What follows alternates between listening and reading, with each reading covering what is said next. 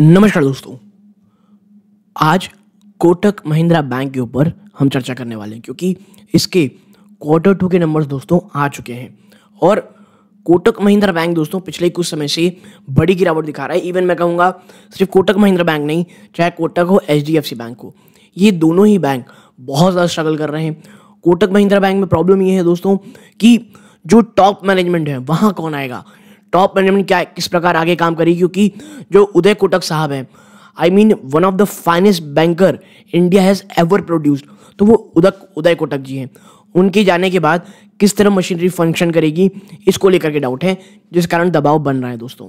हाँ, last trading session में stock निचले स्तर काफ़ी हद तक रिकवर किया, तो देखते हैं इस बार कंपनी ने किस प्रकार के नंबर पेश किए हैं। मैंने अभी तक आप कह सकते हैं नंबर ठीक से देखे नहीं है, तो एक साथ देखते हैं कि नंबर कैसे आए हैं एक्चुअल में। ठीक है, तो देखिए नंबर में चर्चा करेंगे। सबसे पहले शानदार प्रिंटिंग है, नंबर्स करोड़ में है। ठीक है, HDFC बैंक के टाइप का नहीं है दोस्तों, तो ज़्यादा परेशानी अपने को इसमें पढ़ने में होगी नहीं। सबसे पहला इंटरेस्ट अर्नड, कितना इंटरेस्ट टोटल कमाया गया है 13,716 करोड़ रुपीस, जो एक क्वार्टर पहले 12,868 करोड़ थी और एक साल पहले दोस्तों 9,993.83 करोड़ थी। देखिए बैंक के जो नंबर्स होते हैं ना, ये क्वार्टर ऑन क्वार्टर देखना मैं पसंद करता हूँ। फिर बोल दूँ, कई लोग बोलते हैं कि ईयर ऑन ईयर देखना चाहिए। यार बैंक मुझे नहीं समझ में आता ईयर ऑन ईयर मैं क्यों देखूँ। अगर आप लोन लेते तो ऐसा तो है नहीं कि आपने लोन कम लिया है या ज़्यादा लिया है। लोन का पेमेंट एक बार शुरू होता है तो लगातार आप उसको पे करते रहते हो। तो बैंक को देखने का नज़रिया ये क्वार्टर ऑन क्वार्टर मुझे ज़्यादा सही लगता है। ठीक है, तो अब ये जो 13,000 करोड़ आप कमाए हो, सबसे पहले जो कमाई होती है वो है दोस्तों इंटरेस्ट। ठीक है, जो इंटरेस्ट आप कमाते हैं और इस चीज़ में तो 9,916.42 करोड़ है, जो एक क्वार्टर पहले 9,426 करोड़ थी, एक साल पहले 7,279.77 करोड़ थी। बात करें इनकम ऑन इन्वेस्टमेंट, जो इन्वेस्टमेंट की गई उसमें क्या इनकम आई है 3,226.41 करोड़ है, जो एक क्वार्टर पहले 3,063 करोड़ थी। और जो RBI के पास इनके पास बैलेंस था उनसे कितना फंड आया है तो ये 463.89 करोड़ है, जो एक क्वार्टर पहले मात्र 275 करोड़ था। यहाँ से काफ़ी अच्छा जंप किया है दोस्तों कंपनी ने। RBI के पास फंड रखा था, उससे काफ़ी अच्छे पैसे कंपनी के पास आए हैं। बात करें अदर, क्योंकि भाई इंटरेस्ट रेट हाई चल रहे हैं, बात करें अदर की तो 109 करोड़ से ज़्यादा है। ठीक है, जो एक साल पहले 117 थे और एक क्वार्टर पहले 102 करोड़ थे। अदर इनकम देखेंगे 7,842 करोड़ है, जो एक क्वार्टर पहले 7,854 करोड़ थी।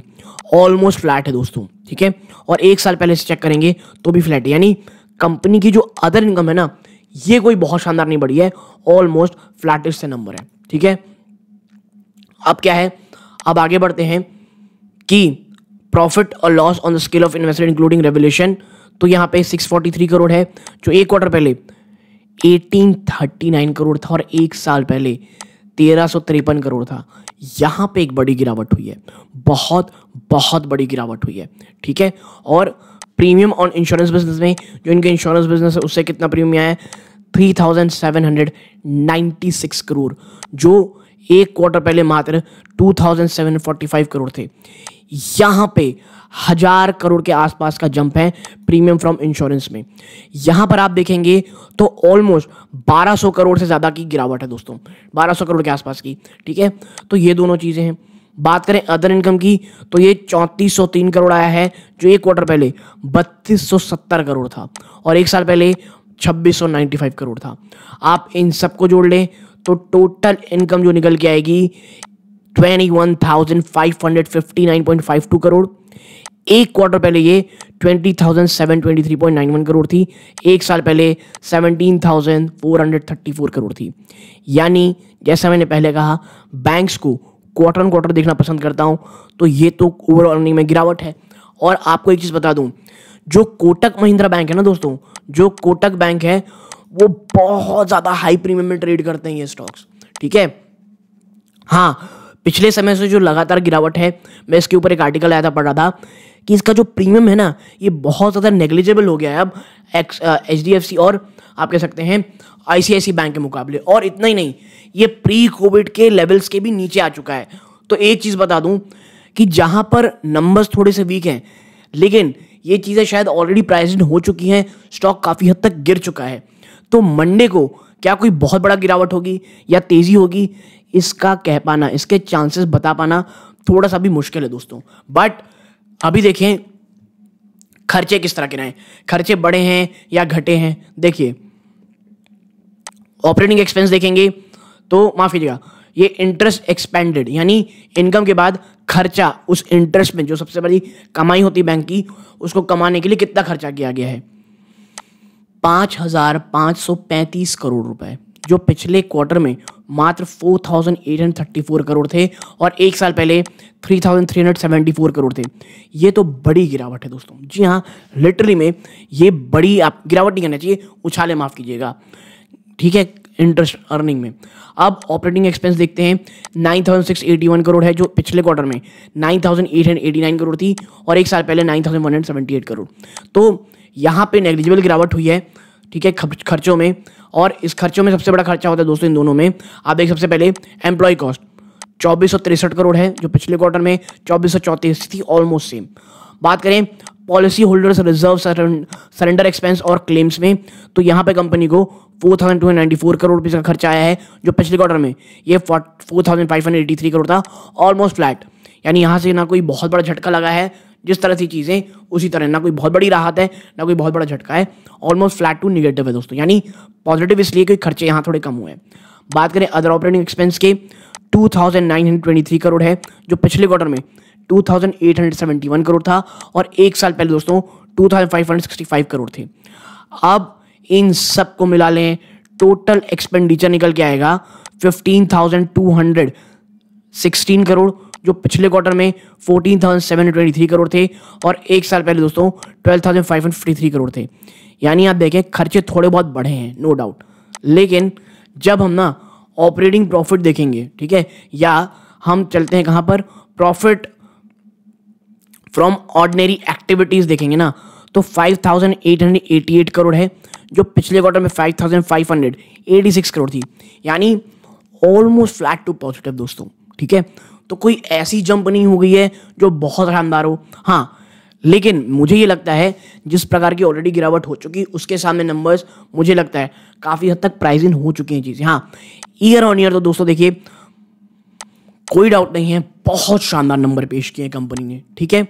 अब चलते हैं कहाँ पर कि भाई साहब कि यहाँ पर प्रॉफिट आफ्टर टैक्स, आपका प्रॉफिट आफ्टर टैक्स क्या आया है, कितना आया है, देखें यहाँ पे 4,461 करोड़ है, जो पिछले क्वार्टर में 4,150 करोड़ थी और एक साल पहले 3,608 करोड़ रुपीस थे दोस्तों।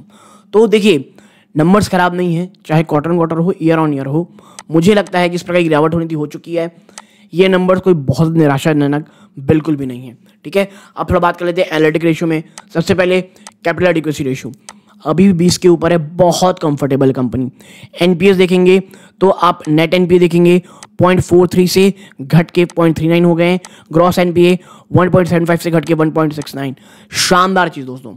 देखिए मुझे ये लगता है कोटक महिंद्रा बैंक मंडे को शायद आपको एक बड़ी उछाल, एक बड़ी तेजी दिखा सके, लेकिन जैसा कि बाजार ओवरऑल वीक है, क्या हो जाए मंडे को नहीं पता। और नंबर्स में अगर आप देखेंगे कि भैया डाउन ट्रेंड हो तो शायद गिरावट हो जाए, बट मुझे पर्सनली लगता है ना कि यहाँ से कोई ह्यूज अगर आप देखेंगे गिरावट हो, इसके चांसेस मुझे कम लगते हैं।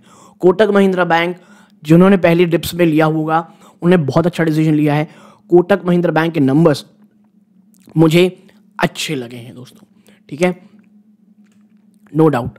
ये मैं जो चर्चा कर रहा हूँ ये कंसोलिडेटेड फाइनेंशियल रिजल्ट्स थे। क्या और कुछ कंपनी ने शो ऑफ किया है, मतलब यानी कोई डिविडेंड या कुछ ऐसी कुछ चीज़ें दी हैं जो हमें जानकारी देनी चाहिए? जी नहीं। तो देखिए ओवरऑल जो कोटक महिंद्रा बैंक के जो एक ऊपरी प्राइमा फेसिया नंबर पेश करने थे मैंने कर दिए हैं। सीरियस इन्वेस्टर ग्रुप में दोस्तों एक कंप्लीट एनालिसिस का वीडियो में या जो इंपॉर्टेंट चीज़ें हैं उसकी तो चीज़ें लाऊंगा ही बाद में, बट ओवरऑल मुझे अभी कोटक महिंद्रा बैंक के जो नंबर्स आए हैं प्लस जो ऑलरेडी गिरावट हो चुकी है, मुझे ये नंबर्स खराब नहीं लगे हैं। अगर यहाँ से कोई भी डिप्स होती है तो वो खरीदारी का मौका होगी, बट डाउन साइड यहाँ से बहुत ज़्यादा हो ऐसा मुझे नहीं लगता। अब बाजारी क्रैश हो जाए तो नहीं कह सकते, वरना कंपनी जो नंबर पेश किया, जो अपनी ग्रोथ की ट्रैजेक्टरी है ना दोस्तों, वो बहुत ज़्यादा है। और नो डाउट FII इसका ना one of the favourite stock है दोस्तों, कोटक महिंद्रा बैंक। तो आप यहाँ तक जुड़े रहे, इस बात का बहुत बहुत धन्यवाद दोस्तों। ये इस वीडियो का अंत है। जय हिंद।